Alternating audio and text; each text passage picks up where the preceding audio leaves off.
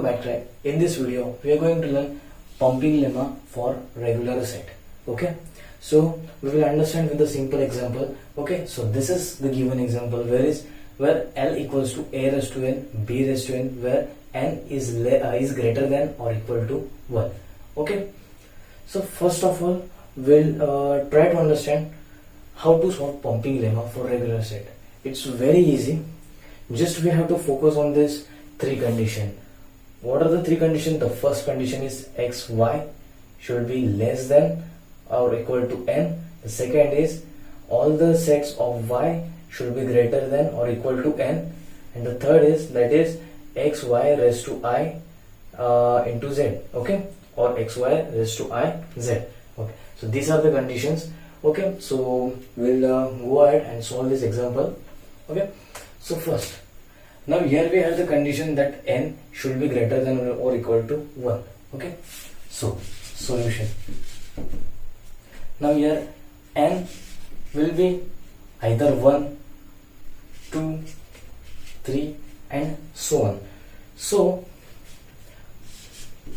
we can assume that if we substitute the n equals to 1 over here, okay, in this set, in this expression, okay, so what will be the output?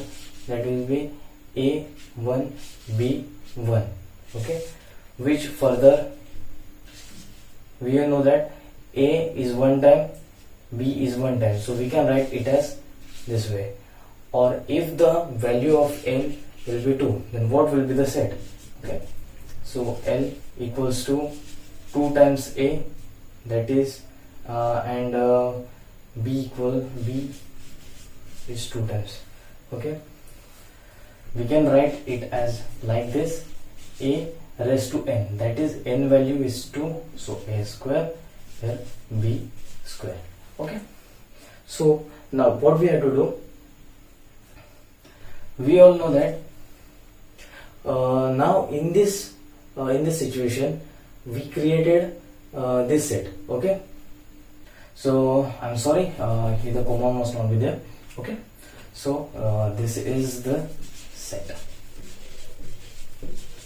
Okay, now what we have to do is this: we have to assign a variable, and the variable is this x and y and z. Okay, so what we have to do, we will just simply assign this as x, this is as y, and this as z. Okay, you can do anything. You can either take this a as x, b as y, and this b as z. There is no problem. Okay, so we'll move further. Okay, now we'll check the first condition. What is the first condition? Okay, I will write here condition 1. Okay, what is this? xy should be less than or equal to m. xy should be less than or equal to m. So what is x over here? This is a. What is the y? a b. Okay, a b greater than, less than, equal to n. Now what is the n? N is not the 2. N is all the elements. Okay, all these elements. What is this? 1, 2, 3, 4. Okay, so we will write this way. That is a is less than 4. And how many elements are there? 3. So 3 is less than equal to 4. So this condition is true. Okay, so now we will move to the next condition, that is y should be greater than or equal to m. Okay, so I will write here second. What is the condition? That y should be greater than or equal to m. Okay, now in this set, what is y? Okay, we'll look at here. Y is a b should be greater than or equal to 1. Okay, I forgot to write here 1 should be greater than or equal to 1. So this is the condition actually. Okay, so 2 is greater than or equal to 1. So this condition is also true. Now the third condition. What is the third condition? W equals to x, y raised to I. Now what is I is the first question. So I is nothing but the positive numbers. Okay, I should be greater than or equal to 0. That is the positive numbers. Okay.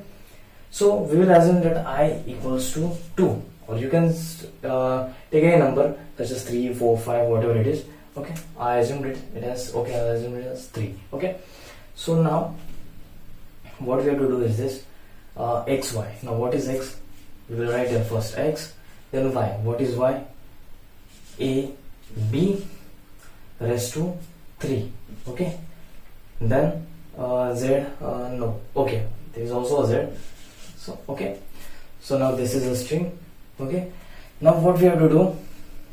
We have to split it a, b, a, b, a, b as ab raised to 3. We wrote it as 3 times. Now the last one is b. Now we have to check whether this string a, b, a, b, a, b and b, does this exist in this type of string?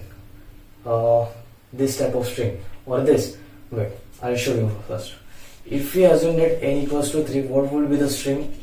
N is equals to a, then b, then a, b, b, okay, and so on.